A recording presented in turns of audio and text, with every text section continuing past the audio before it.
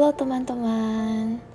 Nah, di sini hari ini saya dengan beberapa teman-teman saya akan membahas tentang SPT tahunan PPH, di mana saya adalah Jevianti 1942154, lalu ada Angelin 1942150, selanjutnya Rizkianto 1942188, lalu Foni 1942173, dan yang terakhir adalah Angelin 1942177. Surat pemberitahuan yang selanjutnya disingkat SPT adalah surat yang Anda gunakan untuk melaporkan perhitungan dan atau pembayaran pajak, objek pajak, dan atau bukan objek pajak, dan atau harta dan kewajiban sesuai dengan ketentuan peraturan perundang-undangan di bidang perpajakan. Orang pribadi yang telah terdaftar menjadi wajib pajak ditandai memiliki nomor pokok wajib pajak atau NPWP, mempunyai kewajiban untuk menyampaikan surat pemberitahuan tahunan atau SPT pajak penghasilan. Sebagai wajib pajak, Anda wajib mengisi SPT dengan benar, lengkap, dan jelas. Dalam menggunakan bahasa Indonesia dengan menghurufkan huruf Latin, angka Arab, satuan mata uang rupiah, dan menandatangani serta menyampaikannya ke KPP atau tempat lain yang telah ditetapkan oleh Direktur Jenderal Pajak. Terdapat beberapa formulir untuk pelaporan SPT tahunan, yaitu: pertama, formulir 1770SS. Formulir ini untuk wajib pajak orang pribadi yang berstatus sebagai karyawan dengan jumlah penghasilan bruto tidak lebih dari 60 juta dan hanya bekerja pada satu perusahaan atau instansi dalam kurun waktu 1 tahun. Yang kedua, formulir 1770S. Formulir ini untuk wajib pajak orang pribadi yang berstatus sebagai karyawan dengan jumlah penghasilan bruto lebih dari 60 juta dan bekerja di 2 perusahaan atau lebih dalam kurun waktu 1 tahun. Yang ketiga adalah formulir 1770.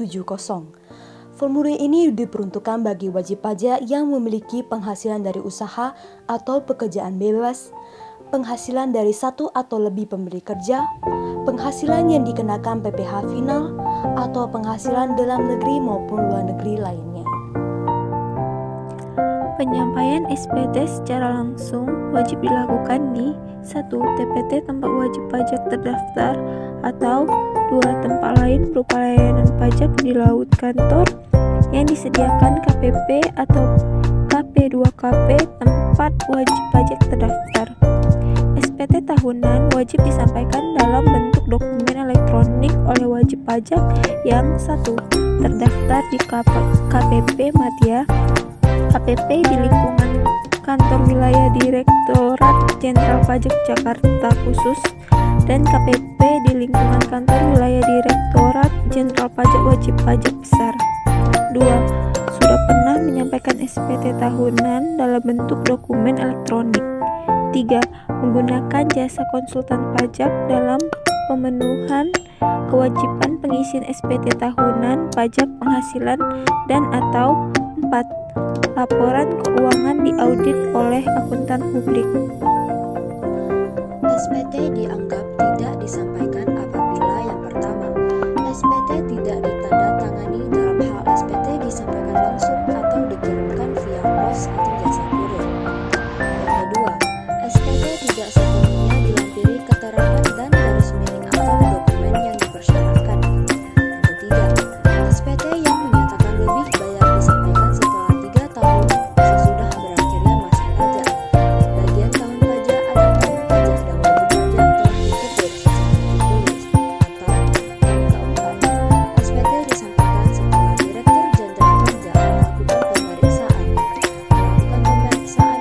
permulaan secara terbuka, atau menerbitkan surat penetapan pajak.